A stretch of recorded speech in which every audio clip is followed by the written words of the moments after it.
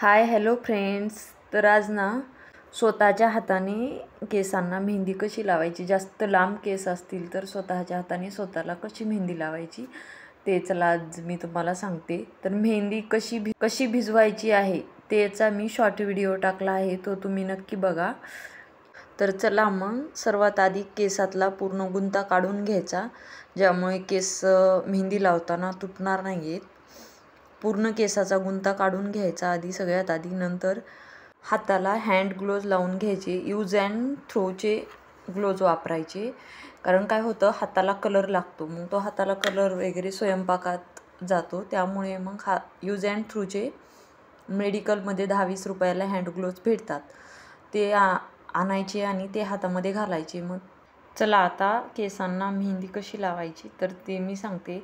सर्वात आधी काय करायचं, मागची एक बट घ्यायची केसांची, त्याला पूर्ण मेहंदी लावायची. ती अशी गोल फिरवून घ्यायची आणि ना त्याची एक छोटीशी अशी गाठ मारायची.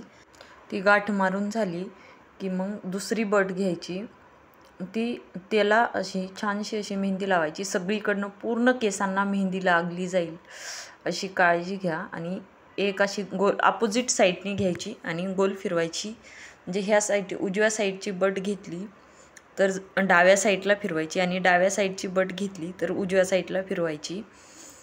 त्यामुळे आणि नंतर परत एकदा वरून मेहंदीचा बट फिरवली, परत एकदा मेहंदीचा हात लावायचा केसांना. कारण काय होतं ना, आपण स्वतः लावत असतो तेव्हा कुठे मेहंदी राहिली आहे की नाही राहिली हे आपल्याला कळत नाही. त्यामुळे बट फिरवून घेतली की परत एकदा हाताने अशी मेहंदी पूर्ण त्या गोलला स्प्रेड करायची. त्यामुळे सगळ्या केसांना मेहंदी लागली जाईल.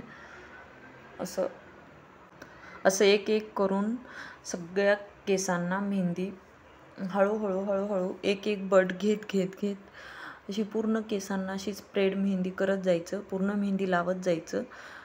परत एकदा मेहंदी पूर्ण असं गोलला लावायला विसरायचं नाही. अशी बघा मी कशी एक बट घेते, अशी प्रत्येक केस एक बट घ्या आणि अशी करून कितीही लांब केस असू द्या, स्वतःच्या हाताने स्वतःला मेहंदी लावणं छान लावली जाते. आणि बाहेर एवढी खास लावत पण नाही आहेत आणि पैसे पण खूप घेतात. त्यामुळे कितीही लांब केस असू द्या, स्वतःच्या हाताने स्वतःला मेहंदी लावणं खूप सोपं जातं.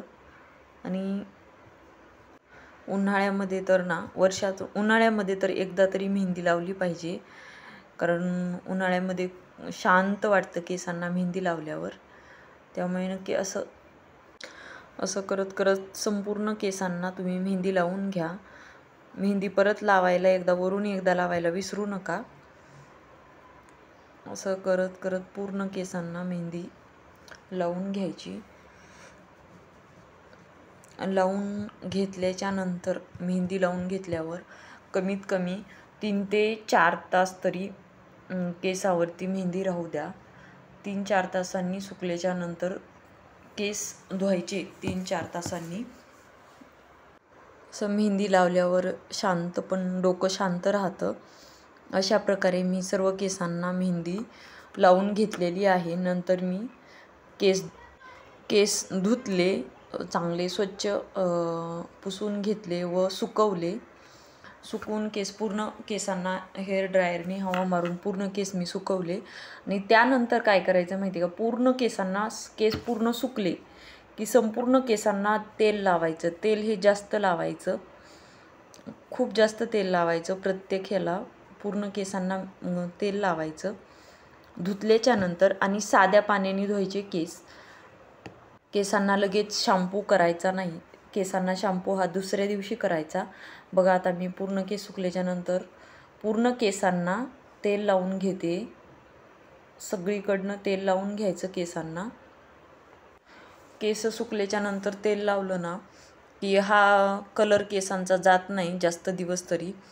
कमीत कमी 2 महिने तरी, 1-1.5-2 महिने तरी माझ्या केसांचा कलर जात नाही.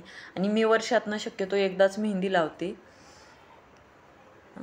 परत सारखं मेहंदी लावत नाही मी केसांना. त्याने काय होतं, केस खराब होतात सारखं मेहंदी लावल्याच्या नंतर. आणि तेल लावून झालं की पूर्ण असे केस घट्ट बांधून घ्या.